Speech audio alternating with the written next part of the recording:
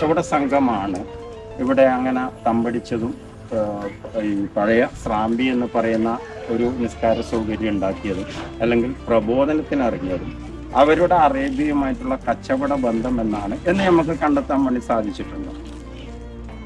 മുതൽ ബന്ധമുള്ളത് കൊണ്ട് ഒരു ആൾക്കാർ വഴി തീർച്ചയായിട്ടും ഒരു ആദർശ പ്രചരണം ഉണ്ടായിരിക്കാം. പക്ഷെ അതിൻ്റെ ഒരു തുടക്കം അത് ആരിൽ നിന്നാണ്? അപ്പൊ ആരാണ് എവിടെയാണ് ആദ്യത്തെ സ്രാമ്പി പണിതിട്ടുണ്ടാവുക? എവിടെയാണ് ആദ്യ പ്രബോധനം ഉണ്ടായിട്ടുണ്ടാവുക?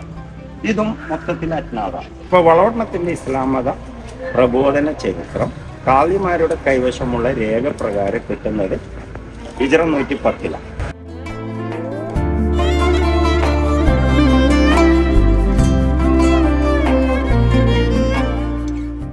ആദ്യം വരുന്ന അഹ്ലുബൈത്ത് പരമ്പര. അത് യമനിൽ നിന്നല്ല, ബുഖാരിയിൽ നിന്ന്. അപ്പൊ ഗുജറാത്തിലെ കച്ച് വഴിയാണ് യമനികൾ കോഴിക്കോടൊക്കെ വന്ന് കാണുന്നത്. അവര് ഗുജറാത്തിലെ കച്ച് വഴി, കച്ചിലാണ് ബുഖാരി സാദാത്യങ്ങളുടെ ഇവരുടെ ഉപ്പാപ്പന്മാരൊക്കെ ഇങ്ങനെ വരുന്ന പരമ്പരയിൽ കച്ചിൽ നിന്ന് ഇങ്ങോട്ടേക്ക് വരുന്നത്. അപ്പൊ അദ്ദേഹം ഇവിടെ വരുന്ന അദ്ദേഹത്തിന്റെ കാലഘട്ടം പിന്നെ സുവർണ കാലഘട്ടമായി മാറുന്ന ഏകദേശമുള്ള ഒരു ജനവിഭാഗമൊക്കെ പ്രബോധന ഫലമായി ഇസ്ലാം മത പ്രബോധനം പൂർത്തിയാവണം. വലിയൊരു മുസ്ലിം കമ്മ്യൂണിറ്റി ആയിട്ട് മാറുന്നത് ആ കാലഘട്ടത്തിൽ.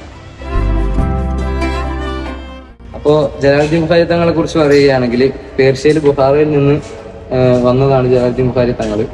ആദ്യമായിട്ട് ബുഖാരി എന്നുള്ള ഒരു ടൈറ്റില് കേരളത്തിൽ എത്തുന്നത്, അതായത് ആ ഒരു പരമ്പര കേരളത്തിലേക്ക് എത്തുന്നത് സെയ്ദ് ജലാലുദ്ദീൻ ബുഖാരി തങ്ങളുടെ ആഗമനത്തോടു കൂടിയാണ്.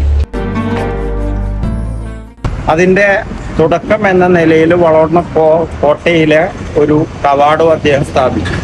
എന്ന് പറഞ്ഞാൽ ഫ്യൂഡൽ വ്യവസ്ഥയിൽ നിന്ന് ജനായത്തത്തിലേക്കുള്ള ആദ്യത്തെ കവാടം എന്നാണ് അദ്ദേഹം അതിന് പേരും കൊടുത്തത്. വിപ്ലവത്തിന്റെ ഒരു തുടക്കമാണ്. ഈ ഉദയവർമ്മൻ കോലത്തിലൂടെ ഈ മഹാവിപ്ലവത്തിന്റെ തുടർച്ച എന്നോണാണ് നമ്മുടെ പെരുമാളുടെ ഈ ബ്രാഹ്മണിക്ക് കോയ്മയായിട്ടുള്ള അത് അദ്ദേഹം ഒരിക്കലും അനുസരിച്ചിട്ടില്ലല്ലോ, കോയ്മകൾ അനുസരിച്ചിട്ടില്ലല്ലോ. അദ്ദേഹം വെല്ലുവിളിയാണ്. ഈ വെല്ലുവിളി വിപ്ലവമൊക്കെ ബന്ധപ്പെട്ട് പിന്നെ ലാസ്റ്റ് സമാപിക്കുന്നത് ഇസ്ലാമിക് സൂഫിസത്തോട് ആധ്യാത്മികതയോട് ചേർന്നുകൊണ്ടാണ്. അതുകൊണ്ട് സൂഫിസം എവിടെയെങ്കിലും ഒതുങ്ങി ദിക്റലല്ല മഹാവിപ്ലവത്തിൻ്റെയും മുന്നേ നടക്കലാണ് എന്നാണല്ലോ നമുക്ക് അൾജീരിയയും മറ്റും ഒക്കെ. അപ്പൊ എല്ലാ വിപ്ലവത്തിൻ്റെയും ഊർജവും ബീജാഭാവവും തുടങ്ങുന്നത് മഹാരാജാക്കന്മാരിലും അതിന്റെ സ്പാർക്ക് പോകുന്നത് സൂഫിക്കലൂടെ.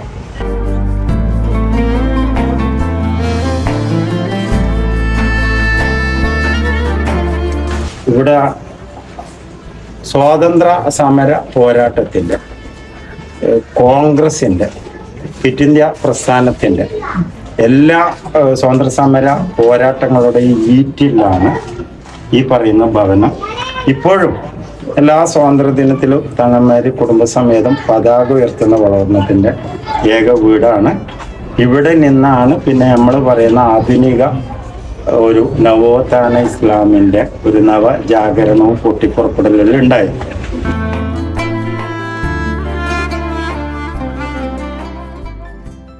അഹ്ലുസുഫ പ്രവാചക കാലത്ത് സല്ലല്ലാഹു അലൈഹി വസല്ലം മദീനക്ക് ചാരെ അഹ്ലുസുഫ എന്ന രീതിയിൽ പ്രവാചക സവിധത്തിൽ എഴുന്നുകൊണ്ട് വിദ്യ നുകർന്ന ആ ഒരു സിസ്റ്റം പിന്നെ സുന്നത്തായി പരിണമിച്ച് ആ ഒരു ചര്യ ഇസ്ലാം കടന്നു വരുമ്പോൾ ആ ചര്യ അതേപോലെ മറ്റു നാടുകളിലേക്കും വ്യാപിക്കുകയായിരുന്നു.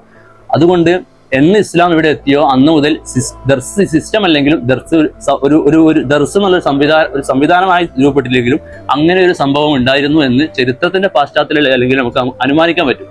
കാരണം അന്ന് മുസ്ലിങ്ങളായി ഒരുപാട് ആളുകൾ മുസ്ലിം ഇസ്ലാം മതം സ്വീകരിച്ചു കഴിഞ്ഞാൽ പിന്നെ അവർക്ക് ആരാധനക്കുള്ള പള്ളികൾ രൂപപ്പെടുമ്പോൾ ആ പുതിയ മുസ്ലിങ്ങൾക്ക് എങ്ങനെയാണ് ഇസ്ലാം മതത്തിലെ ആചാരങ്ങളും ആരാധനാക്രമങ്ങളും പരിചയപ്പെടുത്താൻ അങ്ങനെ ഒരു തലങ്ങൾ ആവശ്യമുണ്ടായിരുന്നു. അപ്പോൾ സ്വാഭാവികമായ ഒരു ഗുരുസവിധത്തിൽ അന്ന് ഗുരുക്കളായി ഉണ്ടായിരുന്നത് വ്യത്യസ്ത നാടുകളിൽ നിന്ന് ഇസ്ലാമിക പണ്ഡിതന്മാരായി കേരളത്തിലെത്തിയ ആളുകളായിരുന്നു. ആ സമയത്ത് അങ്ങനെയുള്ളൊരു സവിധം രൂപപ്പെടുകയും അങ്ങനെ ഒരു അഹ്ലുസുഫത്തിന്റെ ഒരു ചരിത്രപരമായ നബിശരീയുടെ പിന്തുടർച്ച കേരളത്തിൽ രൂപപ്പെട്ടു ആദ്യം മുതൽ തന്നെ രൂപപ്പെട്ടു വന്നിരുന്നത് നമുക്ക് കാണാൻ കഴിയും.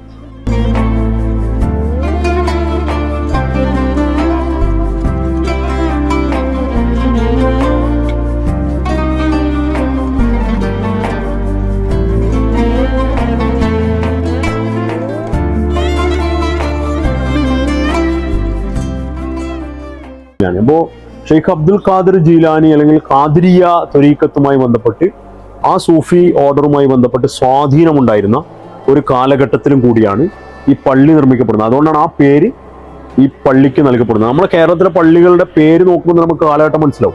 മുഹിയുദ്ദീൻ, ഷാദുലി, റിഫായി, അല്ലെ, ഇത്തരം പള്ളികളൊക്കെ സൂഫി സ്വാധീന കാലഘട്ടങ്ങളിൽ നിലവിൽ വന്നായിരിക്കും. പൗരാണിക പള്ളികൾ അങ്ങനെയല്ല. പൗരാണിക പള്ളികളൊക്കെ ഞങ്ങളെ നെടുവാട്ട്, പിന്നെ ധർമ്മടം, വളപട്ടണം, കക്കുളങ്ങര സ്ഥലനാമങ്ങളുമായിട്ട് ബന്ധപ്പെട്ടിരിക്കും. ഈ സ്ഥലനാമങ്ങളുമായി ബന്ധപ്പെടാതെ നിൽക്കുന്ന പള്ളികൾക്കൊക്കെ തന്നെ ഈ പൗരാണികതയിൽ നിന്ന് മാറിയിട്ടുള്ള ഒരു ചരിത്രമായിരിക്കും പറയാനുണ്ടാവുക.